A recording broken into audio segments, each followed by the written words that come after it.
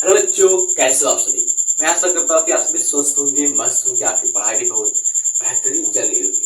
मेरे प्यारे बच्चों, आज की इस क्लास में मैं आपको पढ़ाने वाला हूँ कक्षा 12 की एक बेहतरीन टॉपिक, मानव जनन में मादा जनन तंत्र, यानी कि जिसको हम स्त्री जनन तंत्र कहते हैं। उस टॉपिक को आज की इस क्लास में मैं आपको पढ़ाने वाला हूँ। तो सबसे पहले डालते हैं अपने टॉपिक का नाम, क्योंकि आज हमको पढ़ना है।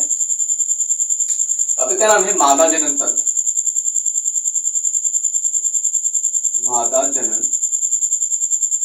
तंत्र, ठीक है। मादा जनन तंत्र, इसको हम इंग्लिश में करते हैं फीमेल रिप्रोडक्टिव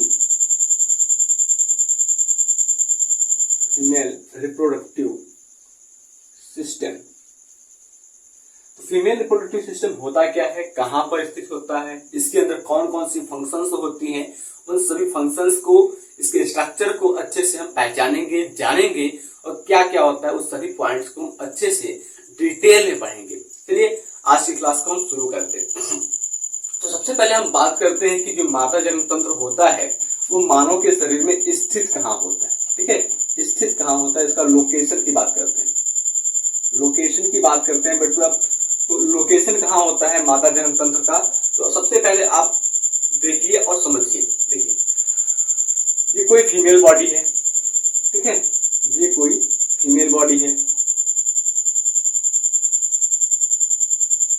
ठीक है। ये कोई फीमेल बॉडी है।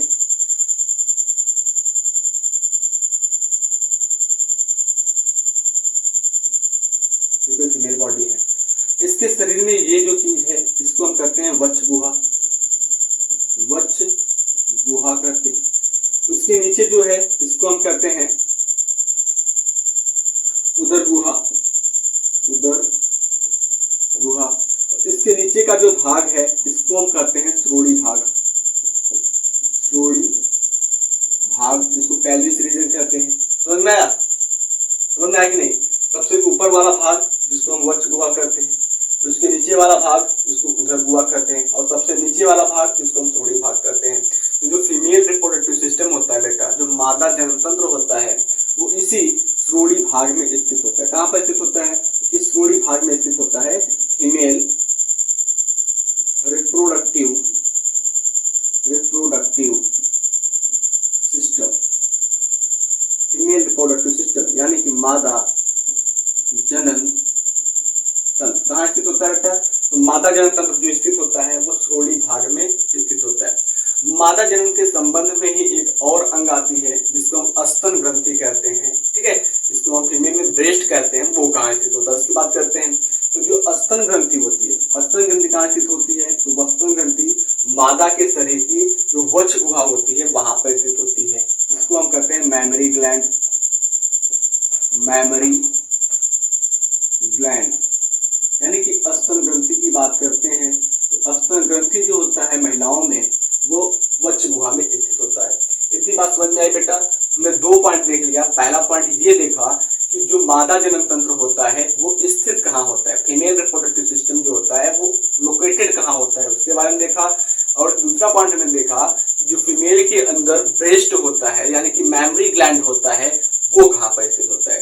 बात कंफर्म है? देखो एक बात याद रखना बेटा, कि चाहे वो मेल हो या वो फीमेल हो, दोनों के अंदर मैमरी ग्लैंड पाई जाती है। बस फर्क इतना है कि मेल की जो मैमरी ग्लैंड होती है वो एक्टिव होती है, और फीमेल की जो मैमरी ग्लैंड होती है वो एक्टिव होती है, जबकि मेल की जो मैमरी ग्लैंड होती है वो इनएक्टिव होती है, ठीक है। यानी कि जो नर का स्तन ग्रंथि होता है वो निष्क्रिय होता है, किसी कार्य का नहीं होता है, और जो फीमेल का स्तन ग्रंथि होता है वो सक्रिय होता है। इतनी बात समझ में आई? चलो आगे की पॉइंट अगर हम देखते हैं तो आगे की पॉइंट को हम समझेंगे कि जो फीमेल जनन तंत्र होता है, फीमेल रिप्रोडक्टिव सिस्टम होता है, उसके अंदर कौन कौन से ऑर्गन्स इंक्लूड है, कौन कौन से अंग आते हैं। तो अगर हम बात करते हैं फीमेल रिप्रोडक्टिव सिस्टम के ऑर्गन्स की बात करते हैं, तो फीमेल रिप्रोडक्टिव सिस्टम जो होता है यानी कि मादा जनन तंत्र एक प्राथमिक मादा जनन तंत्र में प्राथमिक अंग, प्राथमिक लैंगिक अंग,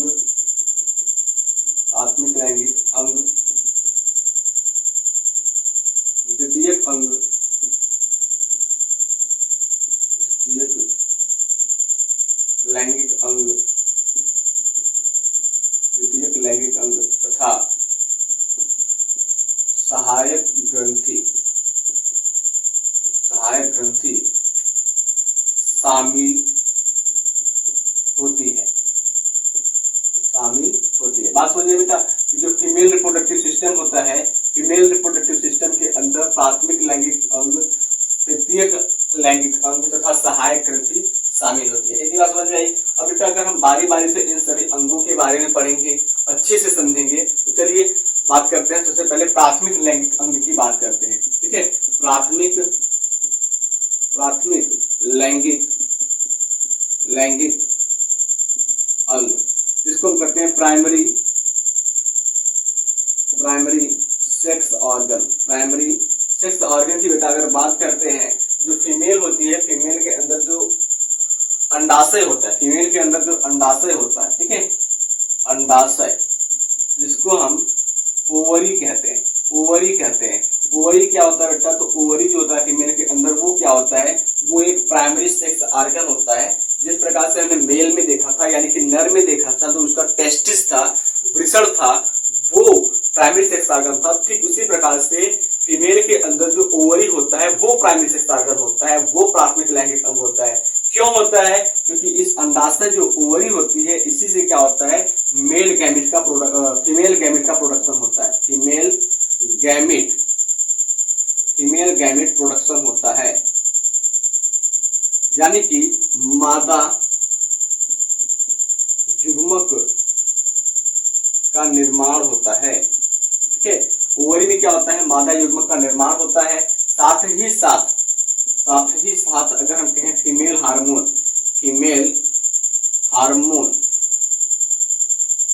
सिक्रेशन होता है, यानी कि मादा हार्मोन का स्राव भी होता है। मादा हार्मोन्स का भी स्राव होता है। समझिए बेटा, अगर हम मादा हार्मोन्स की बात करते हैं, तो मादा हार्मोन में दो हार्मोन्स आती है, एक एस्ट्रोजन है और दूसरा प्रोजेस्टेरॉन है। ठीक है, हार्मोन्स की बेटा बात करते हैं, तो हार्मोन्स में यहाँ पर दो प्रकार के हार्मोन्स आ जाते हैं। ठीक है, हार्मोन की बात करते हैं, यहाँ पर एक आ जाता है एस्ट्रोजन, दूसरा आ जाता है प्रोजेस्टेरॉन। एस्ट्रोजन और प्रोजेस्टेरॉन, इतनी बात समझ में आए बेटा?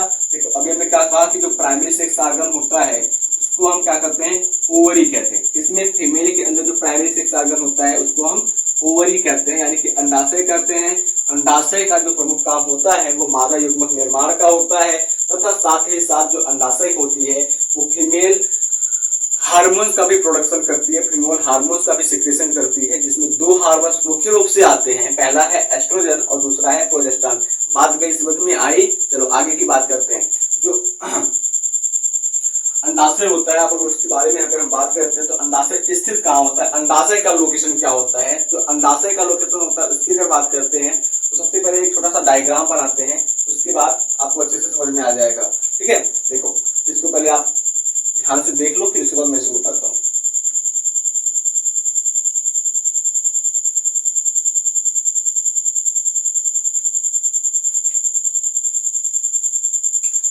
अगर हम बात करते हैं, तो ये हमारा फीमेल रिप्रोडक्टिव सिस्टम है। एक छोटा सा रफली डायग्राम मैं बना रहा हूँ, बहुत अच्छा सा नहीं बना रहा हूँ।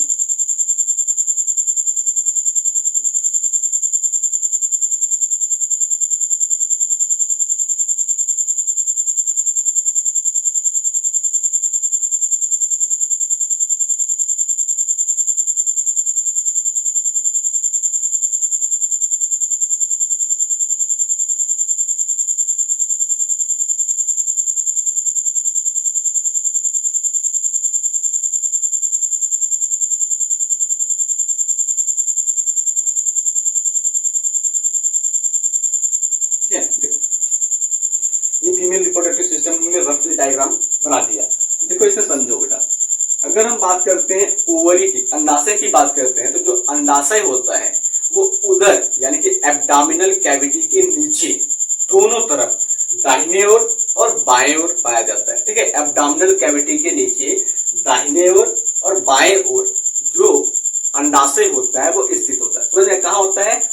उदर गुहा के नीचे कहाँ, उदर गुहा के नीचे, एब्डोमिनल कैविटी के नीचे स्थित होता है।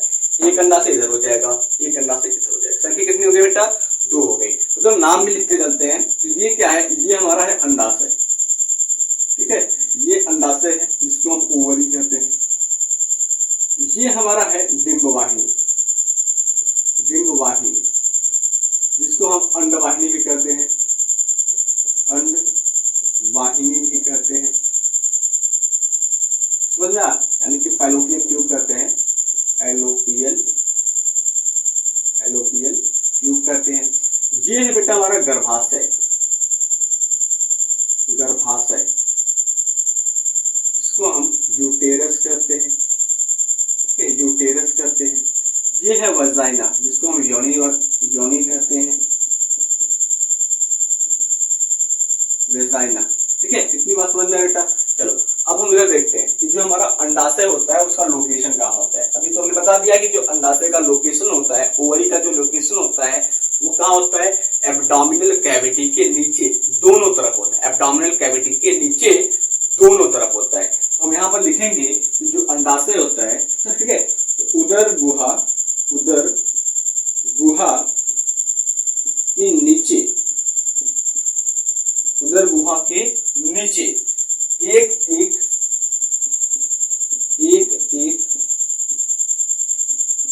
अंडाशय दोनों तरफ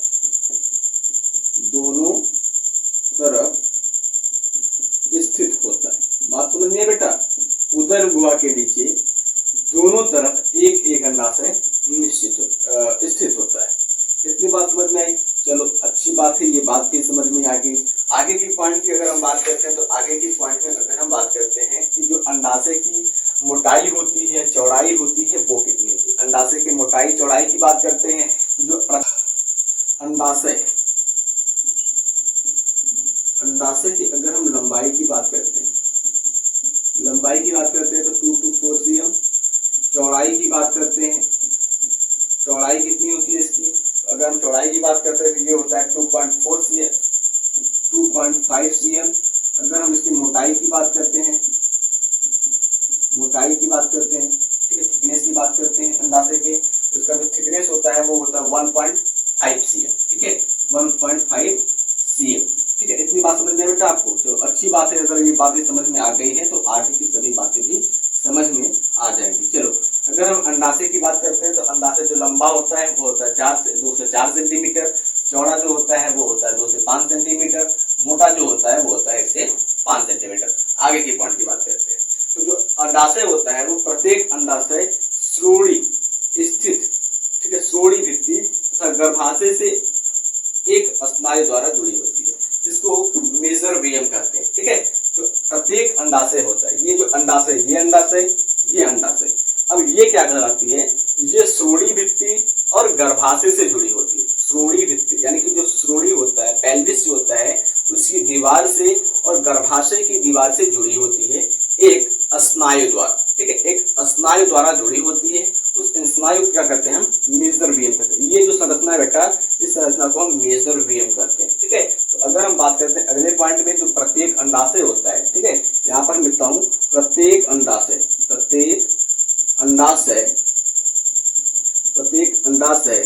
श्रोणि भित्ति तथा गर्भाशय से एक स्नायु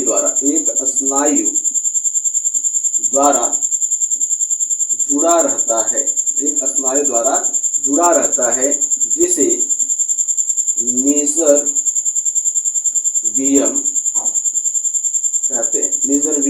कहते हैं। बात समझ में बेटा, मेसोथेलियम होता कहाँ पर है, तो देखो भाई दिखा रहा हूँ मैं मेसोथेलियम क्या है। देखो ये अंडाशय हो गया, ये अंडाशय क्या होता है, श्रोणि भित्ति से और गर्भाशय की दीवार से जुड़ा होता है। श्रोणि भित्ति और गर्भाशय की दीवार से जो जुड़ता है आपस में, इसको वही कहलाता है मेसोथेलियम। समझ में आया बेटा। चलो आगे की पॉइंट की बात करते हैं। आगे की पॉइंट में क्या हो जाएगा, तो प्रत्येक अंडाशय जो होता है वो ठोस होता है, ठीक है। अंडाशय क्या होता है, ठोस होता है। इसमें रुधिर वाहिनी तथा तंत्रिका जो होती है वो हिल्स में प्रवेश करती है। रुधिर वाहिनी जो होती है और जो तंत्रिका होती है वो हिल्स में प्रवेश करती है। उसके बाद अगले पॉइंट की बात करते हैं कि जो अंडाशय की परत होती है, अंडाशय क्या होता है, एक लेयर से ढका होता है, एक पतली परत। ये अंडाशय क्या है, इसके बार बार एक पतली सी परत पाई जाती है, उस परत का नाम होता है जर्मिनल एपिथेलियम। ठीक है, अंडाशय पे एक पतली परत से ढका होता है। ठीक, यहाँ पर लिखेंगे हम कि अंडाशय एक पतली परत से ढका रहता है, पतली परत से ढका रहता है, जिसे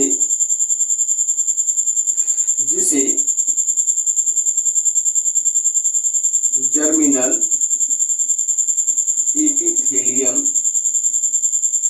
एपिथेलियम कहते हैं। बात समझ में बेटा, जो अंडाशय होता है वो एक पतली परत से ढका रहता है, जिसे हम जर्मिनल एपिथेलियम के नाम से जानते हैं। आगे की पॉइंट में अगर हम बेटा बात करते हैं कि जो अंडाशय होती है, अंडाशय के अंदर जो द्वितीय कोशिका पाई जाती है, ठीक है, द्वितीय अंड कोशिका जो होती है उसका ग्राफियन फॉलिकल से मुक्त होना। ठीक है, अंडाशय में द्वितीय अंड कोशिका का, ठीक, अंडाशय के अंदर द्वितीय अंड कोशिका का ग्राफियन फॉलिकल से मुक्त होना। ठीक है, अंडाशय में द्वितीय अंड कोशिका का ग्राफियन फॉलिकल से मुक्त होना अंडजन कहलाता है। अब आप कहेंगे सर जी ग्राफियन फॉलिकल्स क्या होता है? बेटा मैं बताऊंगा ग्राफियन फॉलिकल्स क्या होता है, कहाँ पाया जाता है, उन सभी के बारे में बताऊंगा जब मैं आपको अंडाशय का अनुप्रस्थ काट पढ़ाऊंगा, तब अंडाशय का सेक्शन काट करके जब मैं आपको पढ़ाऊंगा अगले क्लास में, तब वहां पर मैं बताऊंगा ग्राफियन फॉलिकल क्या होता है। ठीक है, और फॉलिकल क्या होता है, ठीक, न्यूक्लियस कार्पस क्या होता है, उन सभी के बारे में मैं आपको यहाँ पर बता दूंगा। ठीक है, तो अगर हम बात करते हैं द्वितीय अंड कोशिका की, ठीक है, द्वितीय अंड कोशिका का यहाँ पर लिखता हूं मैं, द्वितीय अंड कोशिका का ग्राफियन फॉलिकल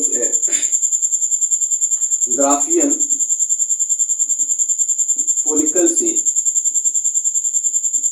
मुक्त होना, ग्राफियन फॉलिकल से मुक्त होना अंडजनन कहलाता है, अंडजनन कहलाता है। ठीक है, अगर ग्राफियन फॉलिकल से द्वितीय अंड कोशिका निकलती है तो इसको हम क्या कहेंगे, अंडजनन कहेंगे। समझ में आया बेटा, अगर ग्राफियन फॉलिकल से द्वितीय अंड कोशिका निकलती है तो उसको हम कहेंगे अंडजनन।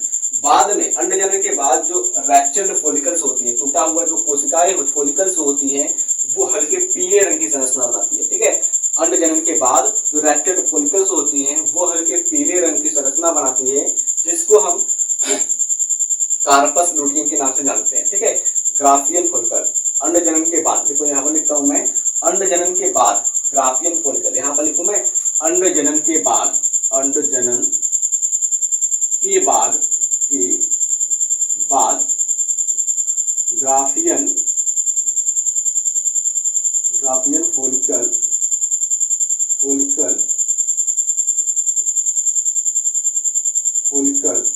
रप्चर्ड फॉलिकल में चेंज हो जाती है, रप्चर्ड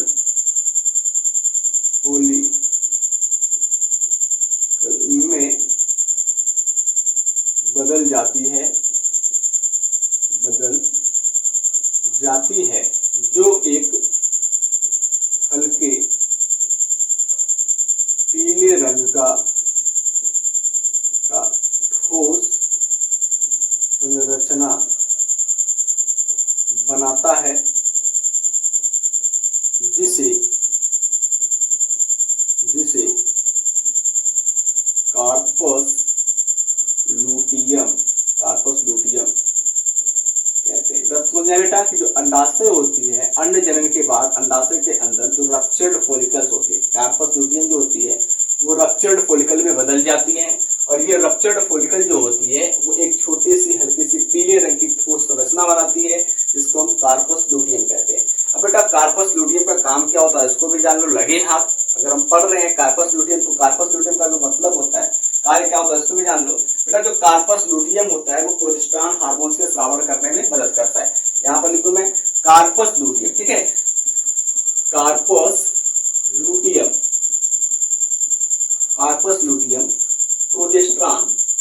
प्रोजेस्टेरॉन हार्मोन का स्राव करता है, प्रोजेस्टेरॉन हार्मोन्स का स्राव करता है। बात समझ में बेटा, कार्पस लुटियम क्या होता है, तो कार्पस लुटियम प्रोजेस्टेरॉन हार्मोन्स का स्राव करता है।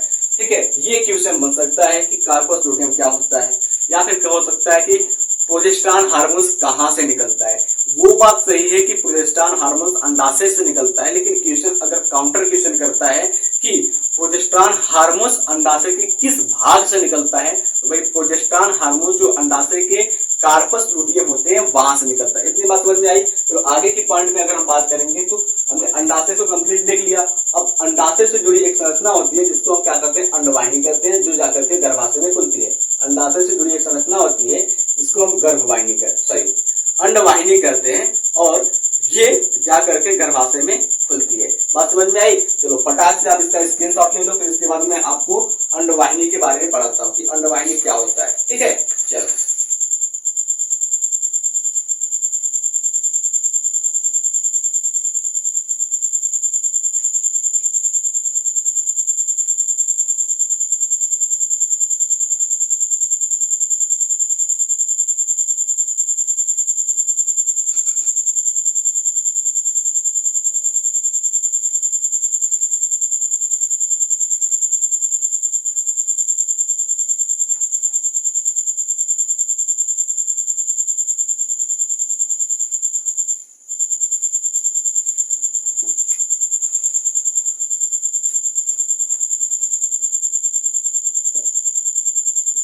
अंडवाहिनी, ठीक है, जिसको हम कहते हैं fallopian tube. Fallopian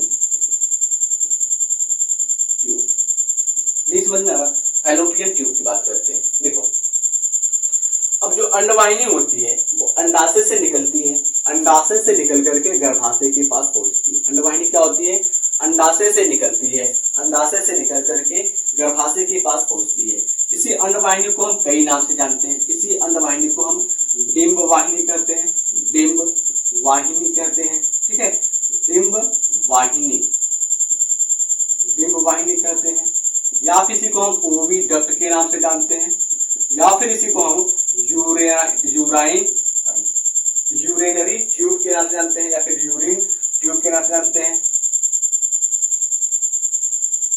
sorry, urinary है, यूटेरिन नहीं, यूटेराइन ट्यूब कहते हैं,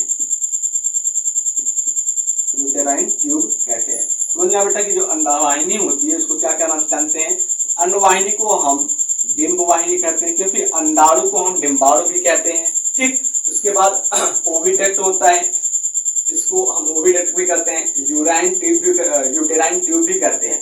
आगे की पॉइंट में अगर हम बात करते हैं कि अंडवाहिनी की जो लंबाई होती है वो कितनी होती है, तो अंडवाहिनी क्या होता है, 10 से 12 सेंटीमीटर लंबी एक नली होती है जो अंडाशय से लेकर के गर्भाशय तक फैली होती है। ठीक है, अंडवाहिनी क्या होती है, यहाँ से लेकर के यहाँ तक की जो संरचना होती है वो लगभग 10 से 12 सेंटीमीटर की पतली नली होती है। ठीक है, तो अंडवाहिनी क्या होती है, अंडवाहिनी 10 से 12 सेंटीमीटर की एक पतली नलिका होती है। नलिका होती है जो अंडाशय से लेकर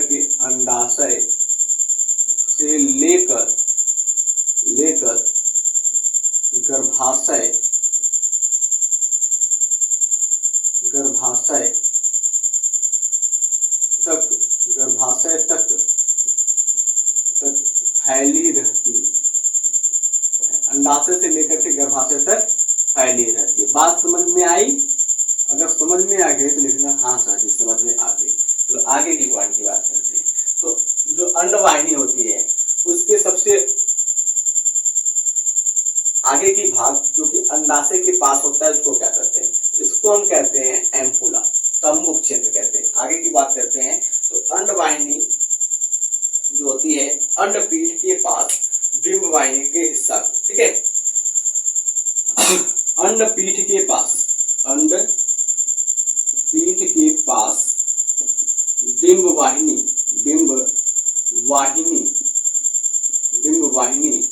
के हिस्सा को, डिंब वाहिनी के हिस्सा को, डिंब वाहिनी के हिस्सा को या फिर हिस्सा जो होता है वो कीप के आकार का होता है। हिस्सा कीप के आकार का होता है, कीप के आकार का होता है, जिसे कीप के आकार का होता है, जिसे कीपक, जिसे कीपक यानी कि इनफंडेबुलम, इनफंडेबुलम कहते हैं। कीपक इनफंडेबुलम कहते हैं। बात समझ में बेटा कि अंडवाहिनी के पास जो अंडवाहिनी होती है वो अंडपीठ के पास के हिस्से को हम कीपक कहते हैं यानी कि इनफंडेबुलम कहते हैं। आगे की बात करते हैं तो कीपक के अंतिम सिरा जो होती है वो अंगुली के समान संरचना होती है। ठीक है, कीपक के आगे जो होती है उसके पास अंगुली समान संरचना होती है जिसे फाइब्रियाई कहते हैं। ठीक है, और यह अंड जनन के दौरान अंडाणुओं को एकत्र करने का काम करता है। तो ये कीपक है, ठीक है, जिसको सम्मुख क्षेत्र कहते हैं। इसके आगे के सीधे में क्या होता है, अंगुली के समान संरचना होती है। इस प्रकार से अंगुली के प्रकार संरचना हो गई और यहाँ पर क्या होता है, अंडाशय इस प्रकार से जुड़ा होता है। अब जब अंड जनन होगा तो ये जो फिम्ब्रियाई होती है वो अंडाणु क्या करेगी, कलेक्ट करेगी, क्या करेगी, एकत्र करेगी अंडाणुओं की। बात समझ में आ रही है कि नहीं। ये फिम्ब्रियाई होती है, अंगुली के समान संरचना होती है।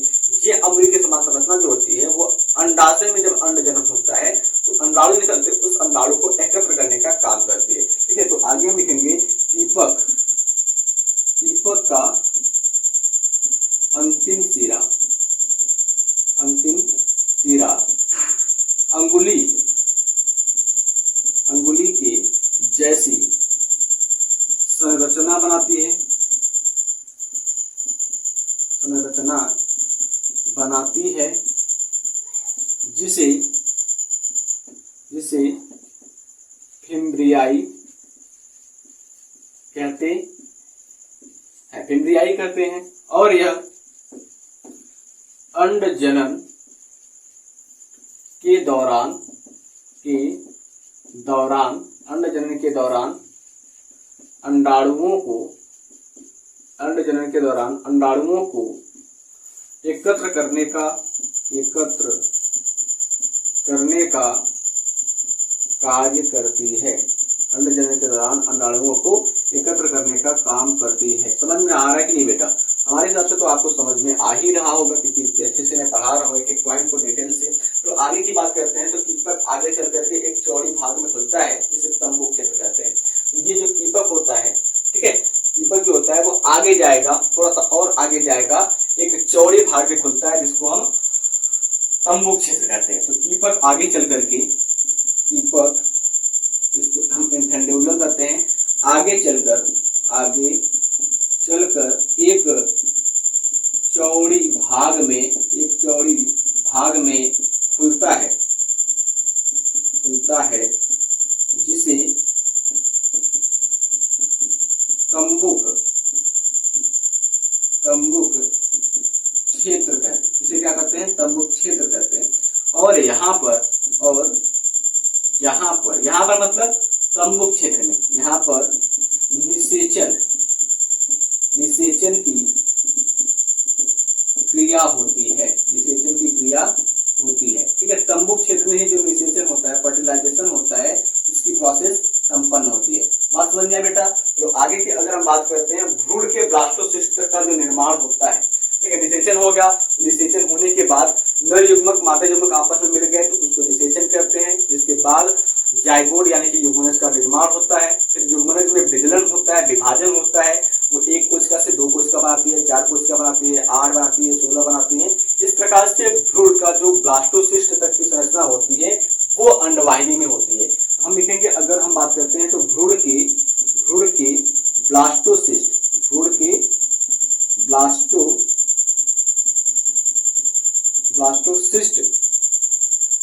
ब्लास्टोसिस्ट तक का निर्माण अंडवाहिनी में होता है, अंडवाहिनी में होता है।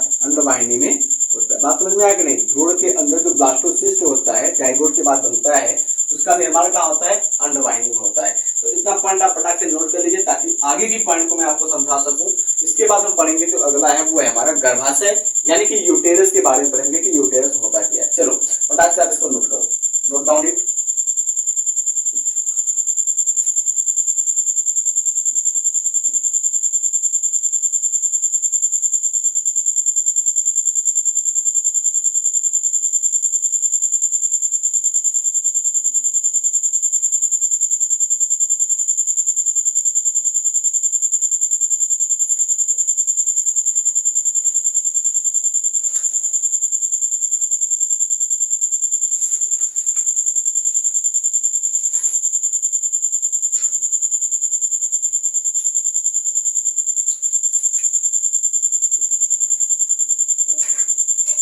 गर्भाशय जिसको हम यूटेरस कहते हैं,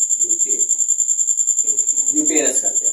अब गर्भाशय को हम इंग्लिश में यूटेरस कहते हैं, लेकिन हिंदी में एक और नाम से जाना जाता है। जो गर्भाशय होता है बेटा, इसी गर्भाशय को हम बच्चेदानी कहते हैं, बच्चेदानी कहते हैं, बच्चेदानी कहते हैं। गर्भाशय क्या कहते हैं हम? बच्चेदानी के नाम से जानते हैं। गर्भाशय क्या होता है?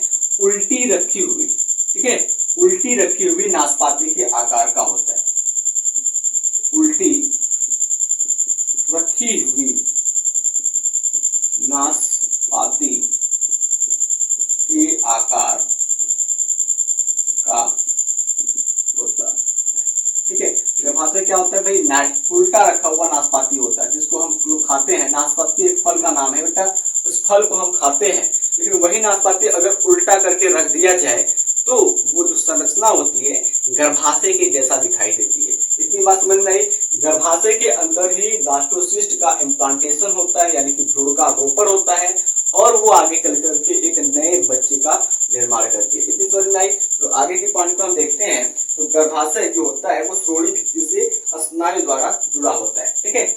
गर्भाशय क्या होता है? श्रोणि भित्ति जो होती है जिसको हम पेल्विस रीजन करते हैं, पेल्विस और करते हैं। तो श्रोणि जो हमारा गर्भाशय होता है, गर्भाशय श्रोणि भित्ति से, गर्भाशय श्रोणि भित्ति से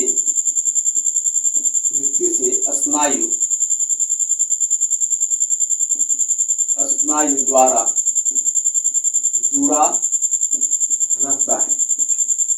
बात को समझिएगा, एक एक पॉइंट को समझिएगा। गर्भाशय जो होता है वो श्रोणि भित्ति के स्नायु द्वारा जुड़ा होता है। आगे की पॉइंट की बात करते हैं तो जो गर्भाशय होती है वो एक पतली ग्रीवा द्वारा योनि में खुलती है। गर्भाशय क्या होती है? वो एक पतली ग्रीवा होती है। इस ग्रीवा के द्वारा क्या होती है? योनि में खिलती है जिसको हम वैजानिया कहते हैं। और ग्रीवा का गुहा को हम ग्रीवा नाल यानी ग्रीवा कैनाल कहते हैं, ठीक है। गर्भाशय क्या होता है? एक पतली ग्रीवा द्वारा योनि में खुलती है और ग्रीवा के द्वार को हम ग्रीवा नाल कहते हैं। बात समझिएगा, गर्भाशय एक पतली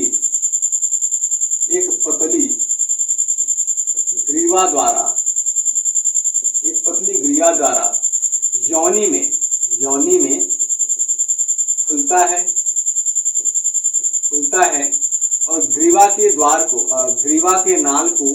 ग्रीवा के द्वार को ग्रीवा के नाल को ग्रीवा नाल कहते हैं। समझ में आई कि नहीं? जो गर्भाशय होती है, गर्भाशय क्या होती है?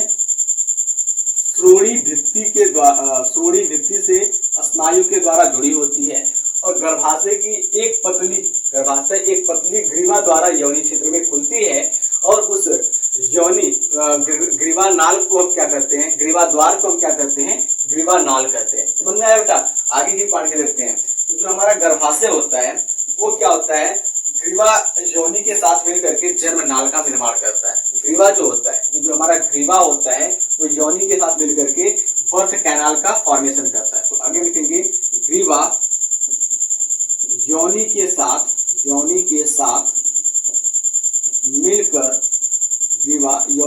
मिलकर के जन्म नाल यानी कि बर्थ कैनाल का निर्माण करता है, बात समझ में आई कि नहीं? तो आगे की पॉइंट की अगर हम बात करते हैं तो आगे की पॉइंट में हमको क्या मिलेगा? आगे की पॉइंट को हम बात करते हैं तो ये मिल जाएगा कि हमको जो गर्भाशय होती है वो 3 ऊतक स्तर की बनी होती है। गर्भाशय क्या होती है? 3 ऊतक स्तर की बनी होती है, जिसमें 3 भाग पाए जाते हैं। सबसे बाहर की भाग जो होती है इसको हम कहते हैं पेरीमेट्रियम। क्या कहते हैं? पेरीमेट्रियम। अंदर की भाग को हम कहते हैं मायोमेट्रियम। ये वाले भाग को हम कहते हैं मायोमेट्रियम। ठीक है, इसके एकदम अंदर की भाग जो होती है वो कहलाती है एंडोमेट्रियम। क्या कहलाती है? एंडोमेट्रियम। तो आगे हम लिखेंगे कि गर्भाशय 3 ऊतक स्तर का बना होता है। ठीक है, गर्भाशय क्या होता है? गर्भाशय 3 ऊतक स्तर का बना होता है। गर्भाशय 3 ऊतक स्तर का बना होता है। सबसे नंबर 1 पर लिखेंगे गर्भाशय के बाह्य स्तर को, गर्भाशय के सबसे बाहरी स्तर को हम क्या करते हैं? पेरीमेट्रियम कहते हैं। दूसरा क्या हो जाएगा? गर्भाशय के मध्य भाग को मायोमेट्रियम कहते हैं। तीसरा हो जाएगा गर्भाशय के आंतरिक भाग को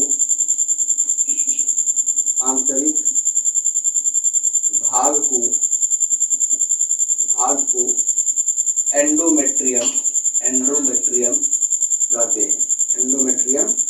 कहते हैं। बात समझ में बेटा, गर्भाशय जो होता है वो 3 पेशीय ऊतक का बना होता है, जिसमें सबसे बाहर का जो भाग होता है वो भाग कहलाता है आपका पेरीमेट्रियम। उसके अंदर का भाग जो होता है, बीच वाला जो भाग होता है वो कहलाता है मायोमेट्रियम, और जो सबसे अंदर का भाग होता है उसको हम कहते हैं एंडोमेट्रियम। इतनी बात समझ में आई। अब अगर हम बात करते हैं कि जो आवर्त चक्र होता है, मेंस्ट्रुअल साइकिल फीमेल्स में जो होता है, उसके समय गर्भाशय की दीवारों में कई परिवर्तन होते हैं। गर्भाशय की दीवारों में संकुचन होता है। इतनी बात समझ में आई कि जो आवर्त चक्र होता है, महावरी जिसको कहते हैं, जिसको एमसी कहते हैं, उस समय क्या होता है? गर्भाशय की दीवार में कई सारे परिवर्तन होते हैं। ठीक है, ब्लीडिंग भी होती है, ये सारी चीज होती है। अब आप फटाक से इसको नोट कर लीजिए, फिर अगले पॉइंट हम योनि को पढ़ेंगे। ठीक है, अगले पॉइंट में हम क्या पढ़ेंगे? योनि को पढ़ेंगे। फटाक से इसको नोट कीजिए।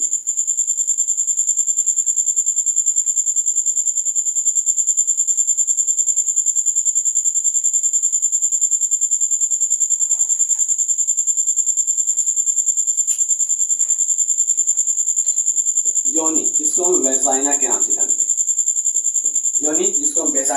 जानते हैं, ये जनन क्रिया के समय योनि जो होती है लुब्रिकेशन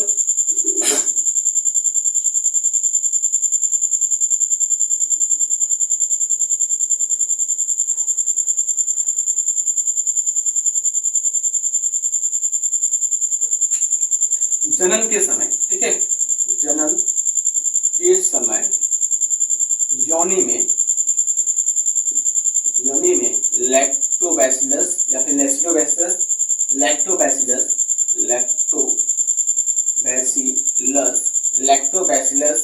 एसिडोफिल्स पाए जाते हैं। लैक्टोबैसिलस एसिडोफिल्स पाए जाते हैं जो योनि को 4.9 से 3.5 pH प्रदान करते हैं। 4.9 से 3.5 pH प्रदान करते हैं। ठीक है, क्या करते हैं? 4.9 से 3.5 pH प्रदान करते हैं। योनि संभोग के दौरान पुरुष के सीमन को ग्रहण करती है। आगे की पॉइंट क्या हो जाएगी? जो योनि होती है बेटा, वो संभोग क्रिया के दौरान, योनि संभोग के दौरान पुरुष के सीमन को ग्रहण करती है। इतनी बात समझ में है बेटा? तो इतना बात हमें लगता है आप सभी को अच्छे से समझ में आ गया होगा। इसलिए अगली क्लास में हम आपको पढ़ाएंगे मादा जननतंत्र के बाह्य जननतंत्र के बारे में, जहां पर हम आपको ग्रंथि के बारे में बताएंगे, कौन कौन सा हार्मोन निकलता है उसके बारे में बताएंगे। तो मिलते हैं आपसे अगली क्लास में, तब तक के लिए जय हिंद, जय भारत।